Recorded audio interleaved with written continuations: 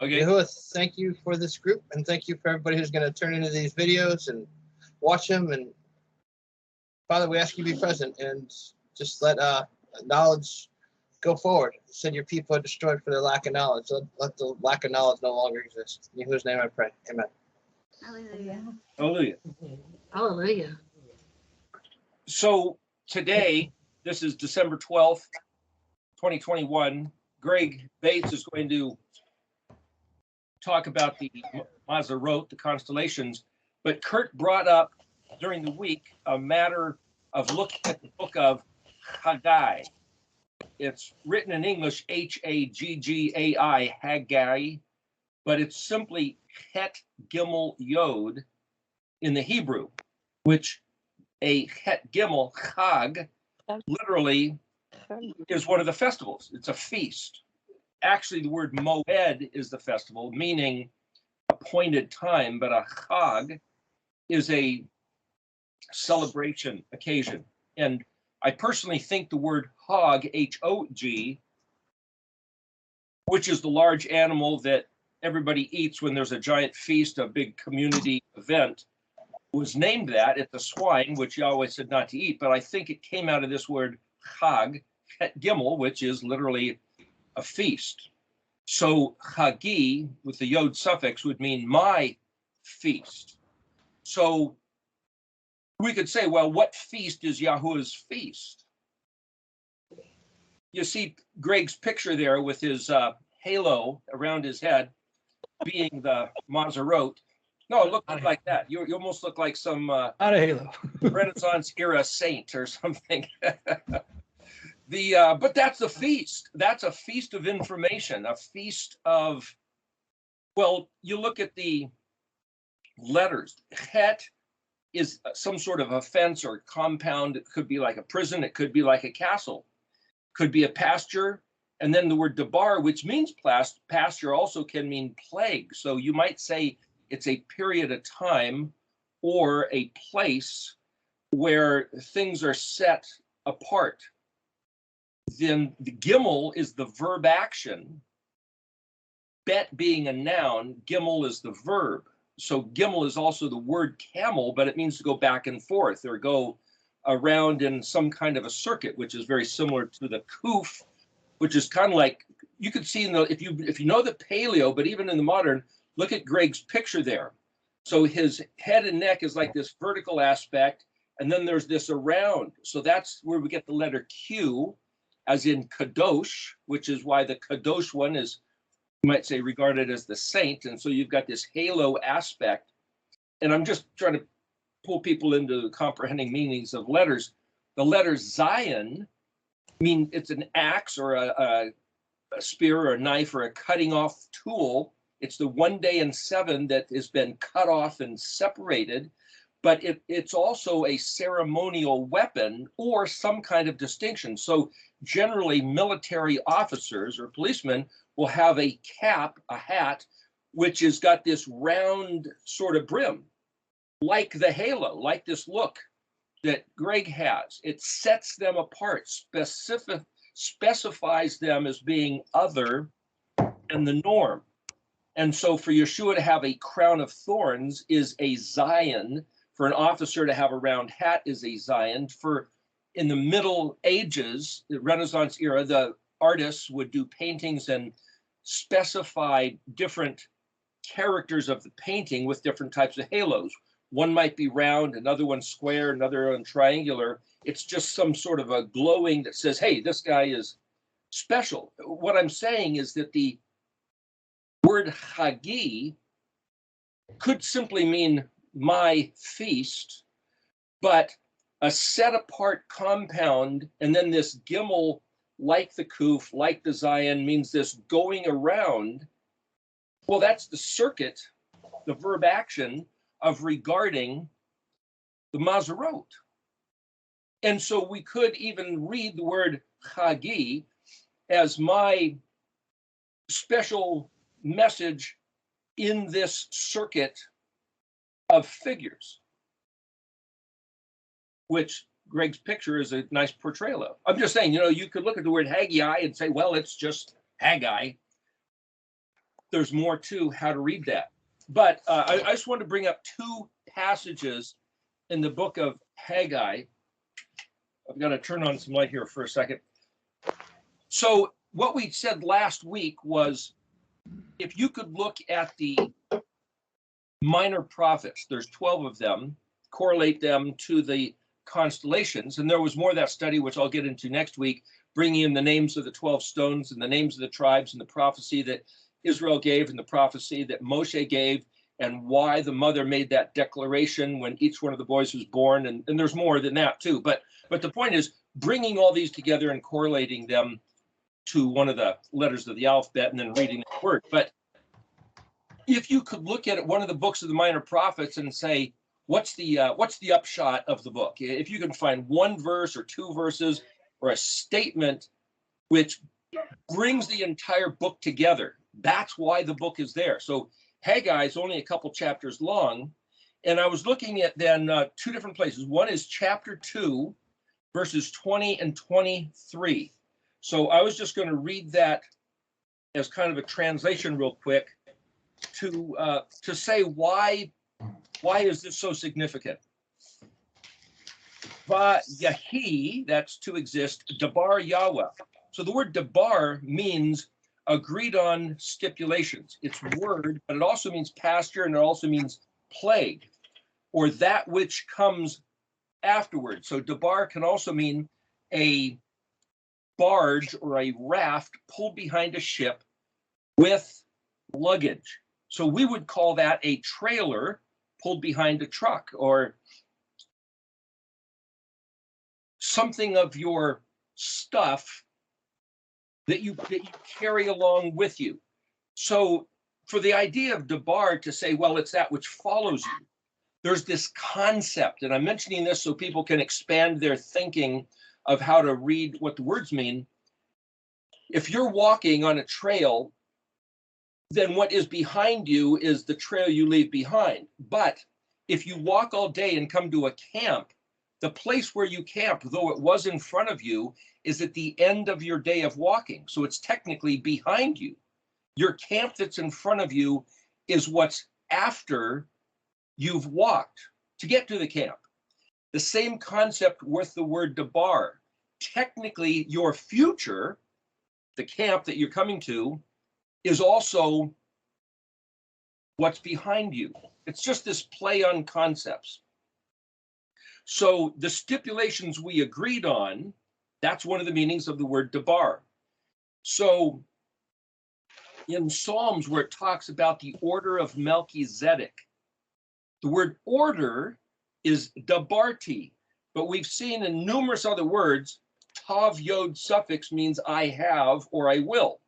So you could say Dabarti, Dabar meaning word, or the stipulations we agreed on, can mean I have made stipulations that we agreed on, but it also can mean I will cause your future to exist exactly according to what I had said that you guys agreed on Mount Sinai when you said everything Yahweh says we will hear and we will do. That's the meaning of the word Dabarti. And when it's translated order, as in order of Melchizedek, it becomes taken as simply this group of secret, a club of priests, a kind of like the Rosicrucians or the Knights Templar or the Order of Melchizedek, you know. And people go on about that. I've made a couple videos in the past referring to this, but what I'm saying is this word Dabar literally means Yahweh said, I have a plan. I'm proposing it to you. You agreed, and now I'm going to be the creditor that carries you, as we talked about last week, who will ensure that the plan is played out in front of you, and your future is exactly according to the plan. Well, that's the circuit of the Mazarot. It's also the circuit of the Aleph-Bet. And so for us to take the effort to say, gosh, what's in the plan? What did he say? This is driving to a point that we'll get to in just a minute. Okay, so then this says, Yehi Dabar Yahuwah. If I just take those words as a statement, Yehi, Yod-E Yod, is the word used in the first day of creation in Genesis 1, Bereshit, chapter 1, the first 5 verses are the day one, and he says, Yahi or, exist light. So that Yahi is translated, let there be, and then it says, Va Yahi or. Here it says, Va Yahi Dabar. And so it's translated in English, and there was light. So let there be is kind of projected into the future, and there was is a reference of looking back at the past, but yet the word Yahi simply means present tense exist. So we could look at this and say, the Dabar Yahuwah exists. It's present tense. And so when he says, Ehyeh, Asher Ehyeh, I am that I am, or I will be what I will be, it's this presence. In his mind, past, present, and future play out. That's us living in that dimension. But to him, it's all just reality. So to look at these, to give interpretation or meaning to the letters, to the Mazarot there around Greg's head, is a present reality that we're just unaware of. And our efforts here are trying to say, what is it that's in Yahuwah's mind and heart to manifest, and why hasn't it yet? Or has it? Maybe we're in the middle of it. If we don't know what it says, then we don't know what to make of that question. But these 3 words, exist Dabar Yahuwah, that's a statement of fact. And so when people say, well, I don't know if I believe that God exists, it's like, okay, you're already out in Looneyville. Whatever. You don't know that. Who is this God? What is this thing? You don't know. It's like, okay, that's a whole different realm. We know who made this place. We choose to believe that every word he said is actual, real, and present tense. And thus we are trying to adjust. It's like you get in a car. I sat in somebody's car the other day, and has interesting, every time the car went around a corner, the seat would swell up and hold you from moving. I mean, the seat was controlled by the steering. It was interesting. Somehow, no matter what turns the events of the human drama take, and somebody sent some videos about stuff that's going on in the international scene right now, which is like, oh gosh, it's enough to just rip your stomach out of your gosh. If you see what these guys are planning or are going to attempt to do, this is significant stuff. This is the only hope we have. The next word, Shinun Yod Tav. The Yod Tav suffix is an aspect of beings. Tav Yod means I will or I have, but It is another existing status, you might say. But Shinun Hey is to change. It means the color red, or the number 2, it means different or change. But to change a disposition also, it means to become hateful. So something is changed toward, well, here's the word Haggai. Now, I could just simply read the translation that the word of Yahweh came to Haggai a second time. That's one way to translate this. On the 24th of the month, saying, that's the way it's translated. But the word 20 is Ba'asherim. The word Asher, Ayin Shin Resh, is the number 10. So the 10 Devarim is 10 commandments is actually Asherim Devarim, or the 10 matters. The word Asher, though, means to become wealthy. And Bet means in, on, with, among, but it's also on the condition of. And then, just so you know, when you take the number 10, like Asher, and pluralize it, adding Yod Mem, that automatically is the word for 20. It's like multiplying the number 10. That's just the way Hebrew works. The word Vav Aleph Resh Bet Ayin is the number 4. So they say it's the 24th. The word day isn't there, but then it says La Chadesh. Well, people think of the word Chadesh as month, and then La Amer is saying. But as we've talked, we don't necessarily have to go with that English translation. So you could say that the word of Yahuwah, or what Yahuwah is going to cause to exist regarding his promise of, we either get the plague or we get the pasture. That the word debar means what's in front of you. It's either plague or pasture following your behavior. The change, or what causes it to change toward Haggai, my feast, is that what it means? Or the interpretation of the circuit, the way that we're going to see his promise play out, is that Haggai?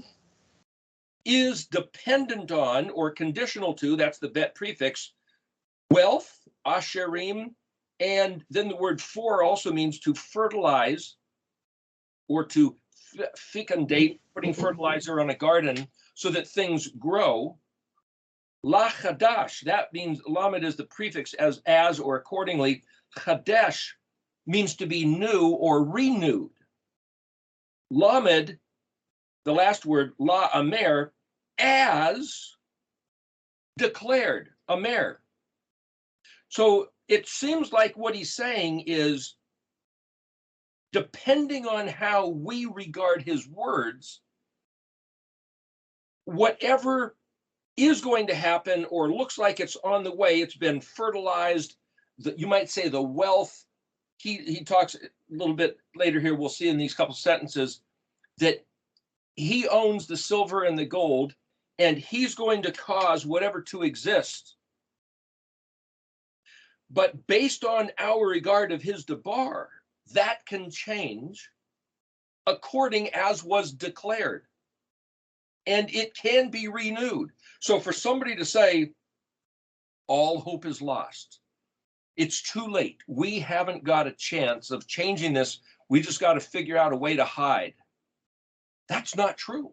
That's not the reality. But if you listen to the news, even, you go to Brighteon, there's some stuff on that channel that is not tempered by Facebook and Google and YouTube. And boy, the stuff that's going on, pretty horrendous. I'm just saying, I don't believe that we're subject to what we've, just the other day, a tornado, a number 4 tornado, F4. Normally the tornadoes only go for a few miles. This went for 200 miles, and I think they said it was 3 miles wide. Never has anybody seen such a thing. But somebody posted yesterday on Shabbat, they posted something that, and I don't know if this is true, but this is what she said. She said she looked outside and saw some sort of demon, and it was throwing, as it were, just buckets of hail at her door, trying to break in the door, almost like a picture of the big bad wolf with the 3 little pigs. And her whole house was about to be undone. And somehow, in her calling out on the name of Yahuwah, she mentions Yahuwah in this story. And she said there was an angel appeared outside, glowing gold, his own body in front of her door, blocking the assault of the storm and commanding it to leave, and her place was saved. Now that's my take on what my wife just read it briefly last night. We have to believe that that's going to happen. Depending on, again, pointing at the Mazarot that are around Greg's head there in this halo of protection, because we are the Kadoshi of Yahuwah. We have to hold on to that reality in spite of the news events, in spite of the weather right outside and the crashing on our front door of the circumstances. The sustaining, we talked a couple weeks ago about this phrase, in faith believing.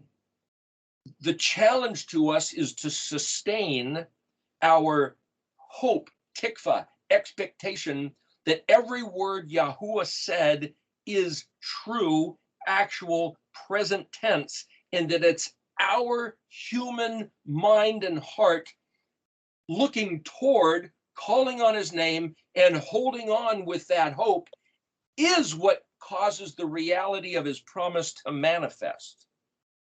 In which case, then we can see all these pictures of the Mazarot as the promise.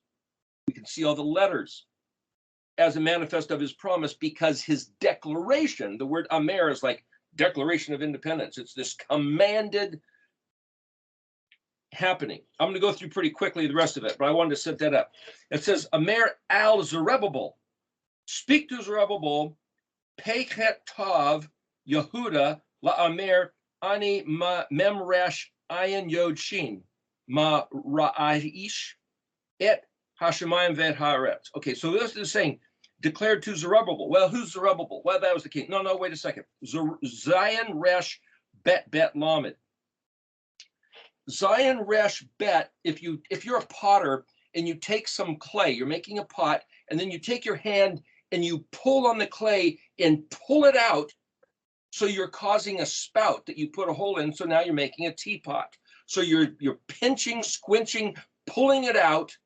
In a teapot, you put water in so it'll boil, so it causes steam. That's what Zerubbabel means. Bet Lamed is Babel, but the bet is gateway. Bet Lamed is vain, vaporous, like steam. So somehow Zerubbabel has to do with pouring out confusion, or there's a downpour of confusion, and yet Yahuwah has a way of using us to pull and aim where that steam goes. And now imagine if we, by our mind and our thought, according to what Yahweh said, according to what we believe is in these pictures, that's Yahweh's heart that he will manifest, we can actually direct where the evil goes by simply appealing to Yahweh, which somehow humans, I'm not saying that we as humans have the power to move nature or political or military things, but we have, as Israel, Yahuwah's ear to appeal to him with our voice, because we believe in him and we're his Kadoshi and we walk in his ways and we keep his Shabbat and Moedim. That's the conditions of him listening to our voice. And as such, we become significant agents of change. The word patach Yehuda, patach pechat, Pechet Tov means reduce, lessen, decrease, sunk in a pit, hollowed out, diminished, spoiled. It's what happened to Yehuda as decreed, La Amer, Ani, I am seizing or shaking, or it's seismic activity, confound, noise, tumult. That's Memresh, Ayin, Yod, Shin, the heavens and the earth. Yahweh is about, what he says to, he's planning, he's about to, he has the ability to shake like an earthquake of everything going nuts, the heavens and the earth. And then there's that word, hey, pei, kaf, tav, yod, which means overturn, reverse, contrary, revolution, or opposite. He's going to overthrow kingdoms, and he's going to destroy the strength of kingdoms, nations. He's going to overturn then again chariots, riders, knights on horseback, downtrodden horses, riders, cavalry, whether it's airborne or sea or land, man with a sword against his brother. On the same day, and this is the last verse of 23, I will take hold of Zerubbabel. And now here, the word ben is son, but bet nun also means to build. It also means understanding. Bet yod nun is between. So just like you have I am that I am, ehye asher ehye, a dot, a line, and a dot, Vav is a connector like this line. It's a bridge between these two realities, which bet nun, son of Shaaltiel, but Shin Aleph Lamed means ask or request. Tav Yod, I have, Aleph Lamed, El Elohim, my servant, they stamps it Nam Yahuwah, but the word shall means to interpolate, which is also like if you have a Senate inquiry and they're questioning somebody and he starts to talk and say, wait a minute, and they interrupt him and they ask him a specific question to explain what's going on. That's what that word means. So here we could say the same way you've got a connecting dots, like dot, line, dot, or here's a story, and all of a sudden, no, you can interrupt it and say, wait a minute, legally, what we agreed on, Yahuwah, was that you said that you would do such and such. when such and such happens. And he has to stop and address that. Well, that's exactly what Daniel did. That's exactly what Moshe did. That's exactly what Abraham did. We have the privilege, the right, the responsibility as Yahuwah's Kadoshi to stop the circumstances of human events, whether it's nature, military action, politics, economics, and say, wait a minute, legally, what the Dabar Yahuwah that exists, Yahi, was that he said if we listened to his words and sat down on Shabbat and called upon his name, then he would do such and such. And then this is stamped, Nam Yahweh. And then here's an interesting word, Vav Shin Mem Tav Yod Kaf. I have placed you, or I have given you, but it's actually the word Semitic. Shin Mem Tav Yod Kaf, Semitic. Well, Semitic is referring to the phonetic alphabet. That's called the Semitic alphabet. It's the basis of all the other languages. And then Kaf, Het, Vav, Tav, Mem. Well, Kaf, Het means vigorous. It also is a type of lizard. So you can picture a Komodo dragon or a Gila monster or a monitor lizard from Australia, Indonesia. Man, these things are these huge, powerful, almost like dinosaur lizards. But Het, Vav, Tav, Mem, Het Tav Mem means to seal. Daniel's told to seal the book. That's the same word, Het Tav Mem, and it's a signet ring. So to say Semitic Ka Chotam is sealed as a signet. So he's going to use Zerubbabel as a signet ring. So we made that logo, that sticker of like the wax ring was like the imperial signet pressed in where it says Nam Yahuwah. And it's got the alphabet letters. That's where this came from. That concept came from reading this verse a few years ago. I'm just letting you know. And he says, Ki baka bacharti. So for so, bet kaf means in you or as with you.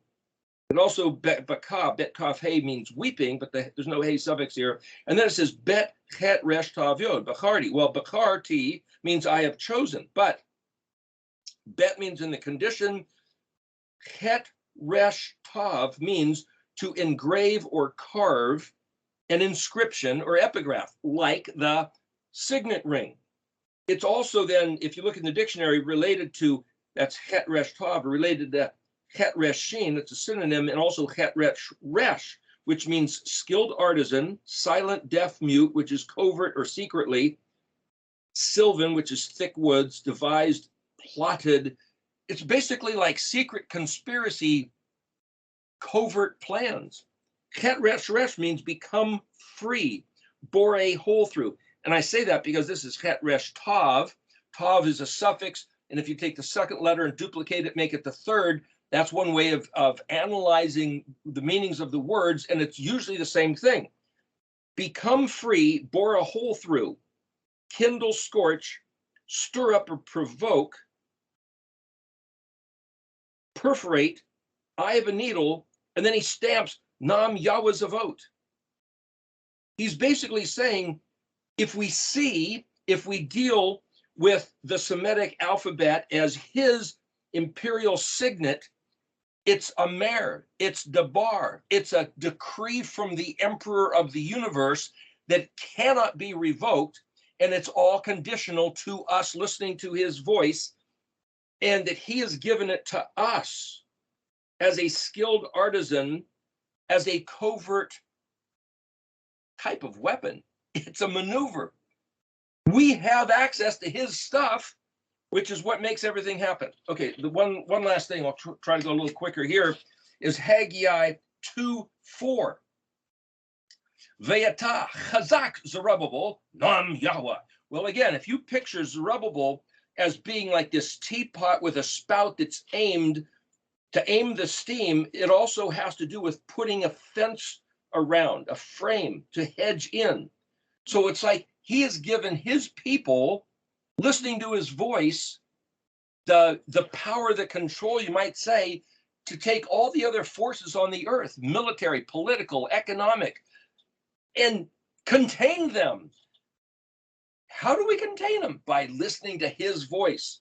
Right now, Chazak, be strong, Zerubbabel, Nam Yahweh, be strong. Yeshua, Yod He Vav Shinayan. Here this is used as speaking about the Kohen HaGadol, the high priest, Ben Yahuzadak. Well, Yahu means Yah, Vav is this connecting bridge, and Zadak, well, that's righteousness. But it also means victory, deliverance, and salvation. So I can choose to read this as Yahusha, Yod He, like the dot, Vav is a connector, a bean, that Yod Nun, and then Shin Ayin means salvation. So the way to read Yeshua, this is why I spell Yeshua's name, Yod He Vav Shin Ayin, or Yahushua, there's no Vav between the Shin and the Ayin. This is the same way it's spelled in the book of Joshua, following Deuteronomy. He's saying right now, well, he was talking to that guy 2,500, 3,000 years ago. Let's take this present tense. The reason I'm saying this is because if we read these verses as if everything is to us right now, present tense, we take on a different mind than if we're reading ancient history of what he said to somebody, 50 generations ago on the opposite side of the world for circumstances that no longer exist. It's us now, present tense. Even if you got a tornado right outside the door or China rattling sabers that they're going to invade any day. Right now, be strong. Hedge in and give an aim with a spout like a teapot. Aim it to what? Aim it to Yahweh's words. Aim it to hoping in him. Be strong, because salvation of Yah and the victory that comes with righteousness, the word Cohen, Hey, Kaf, Hey, Nun. Hey is the, Kaf, Hey is yes, so truly thus. Hey Nun means behold, hear gladly, like the word Hana. So the Cohen's job is to point to the truth, to enrichen our hearts gladly, which is why we're having these conversations. The word Hagadol is the great, glorious, majestic, spectacular.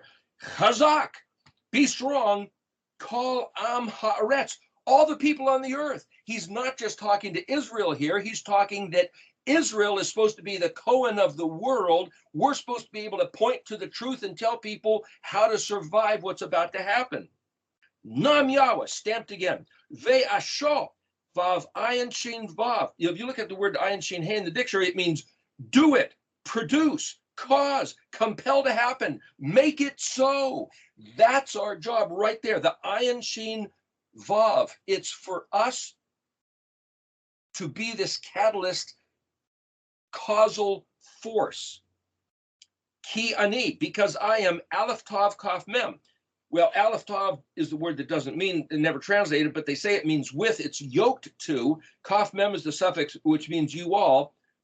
Tav Kaf basically is to poke holes in something, kind of like the stars.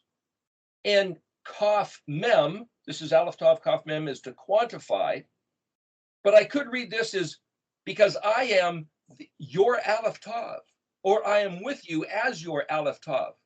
Tav Kaf Nun, Nun is a different suffix. This is Tav Kaf Mem. Nun and Mem are very similar letters, both related to the middle part there, the laver of the Mishkan pattern, Shavuot.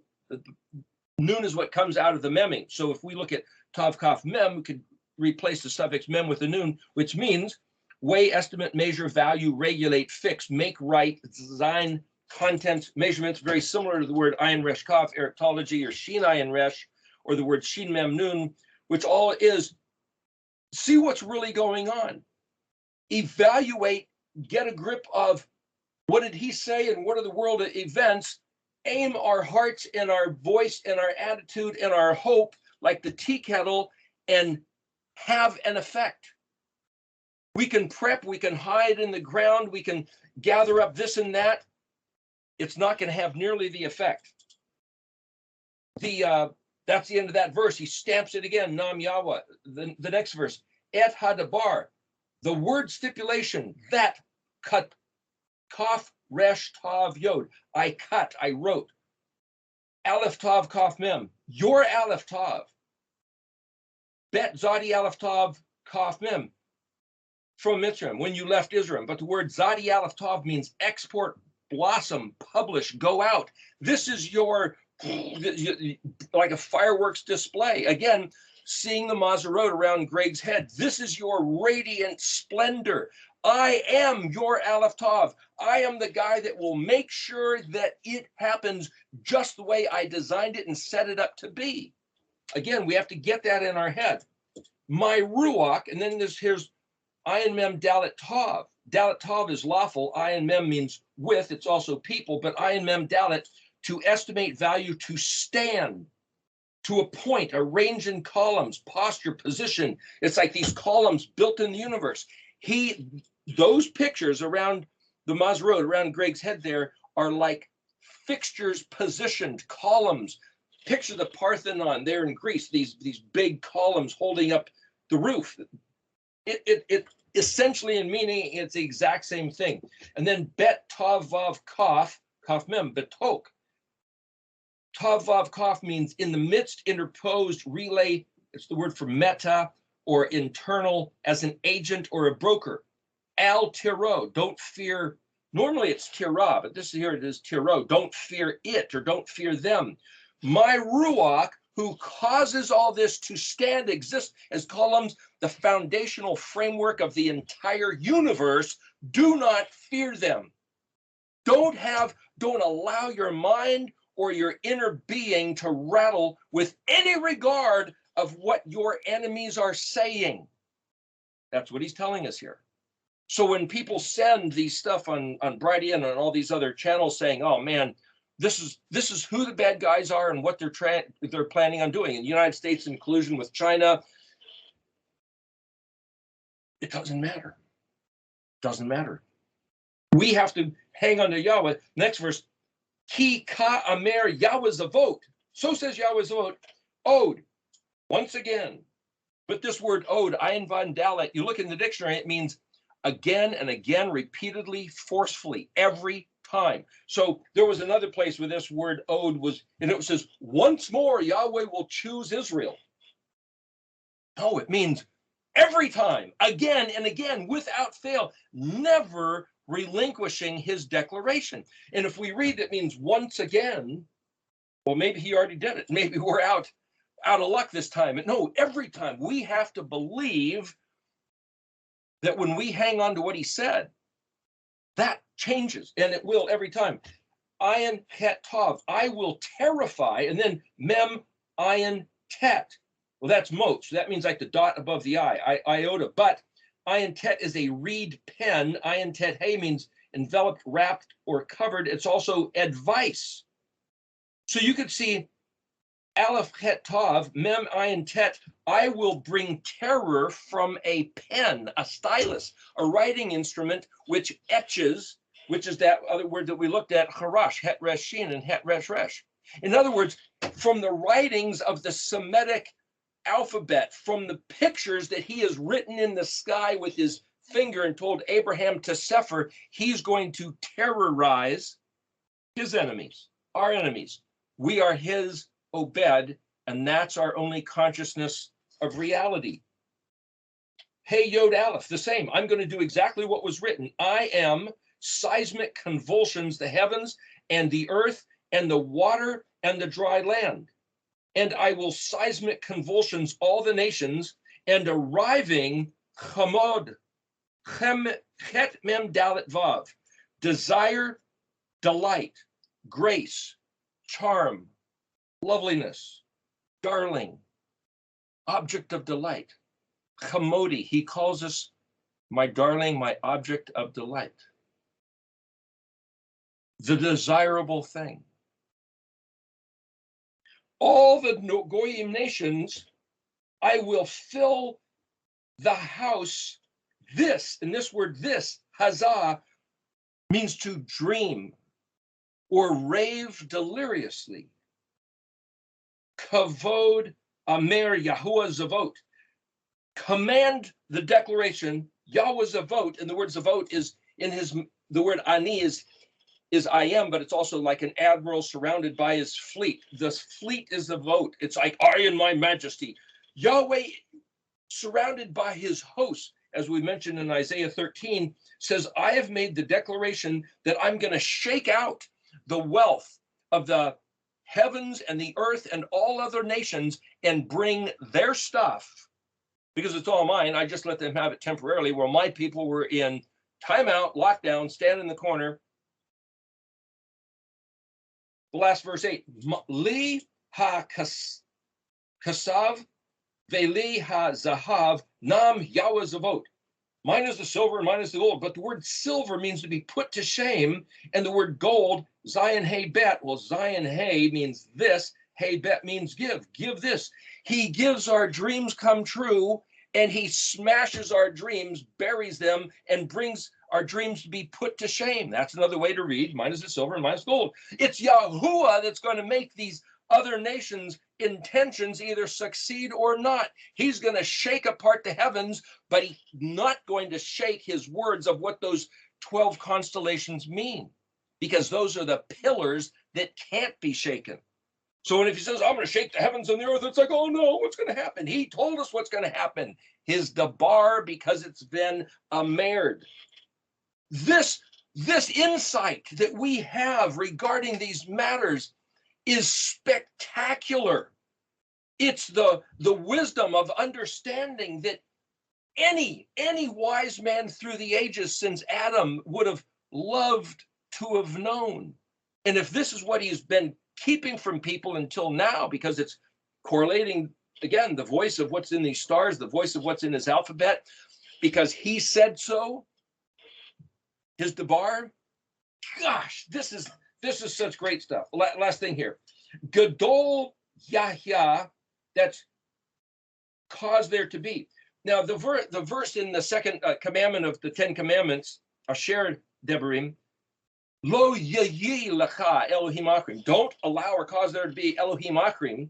But this is Yayi, Yod He, Yahya. Gadol, great, glorious, spectacular. Yahya, cause there to be, allow there to be.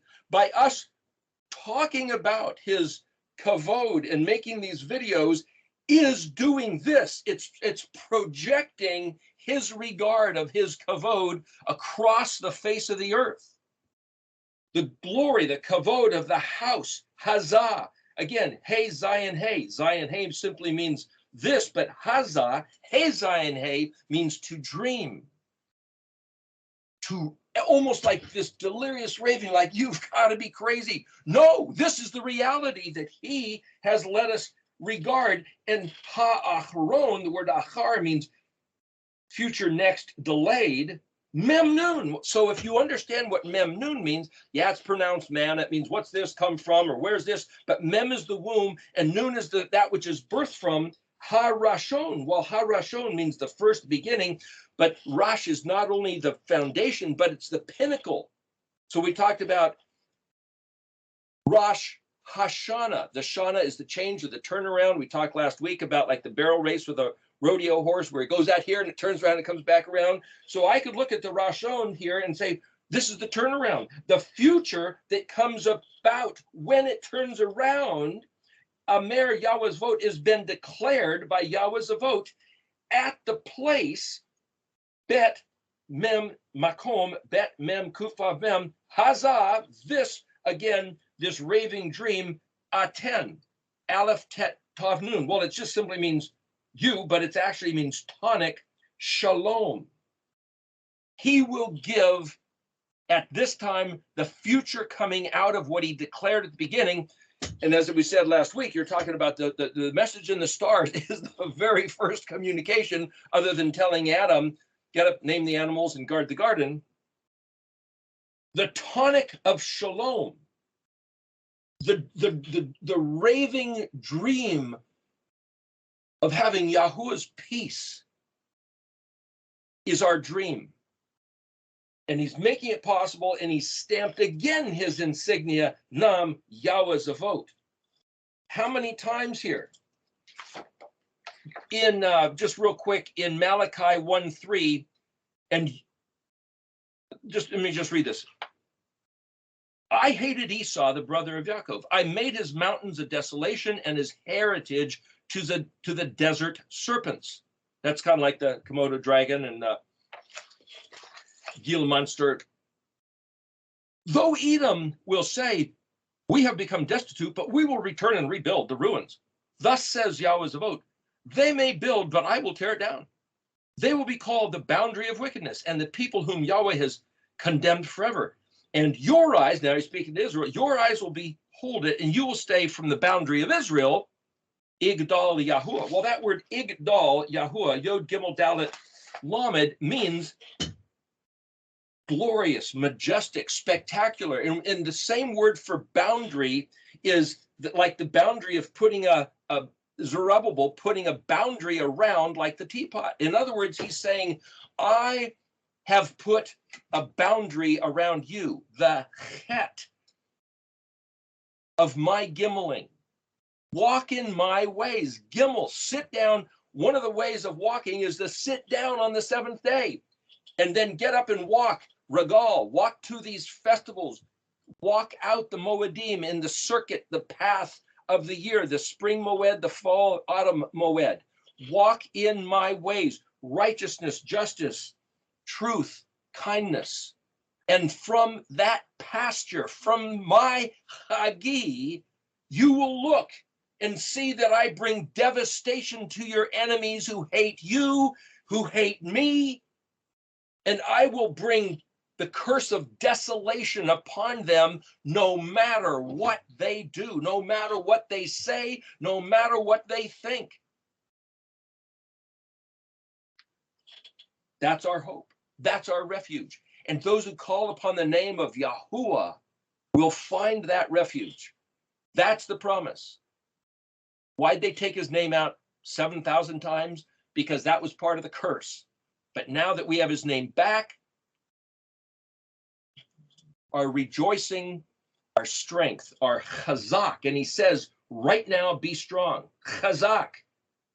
Be strong, be strong. We have to take that on with our own efforts of strength and mind and heart. That's our duty, our effort. You know, it's one thing to dig a hole. It's another thing to paint a wall. It's another thing to cook a meal. But we have to put the same efforts towards engaging our strength with a chazak tikva. We're going to go on to Greg.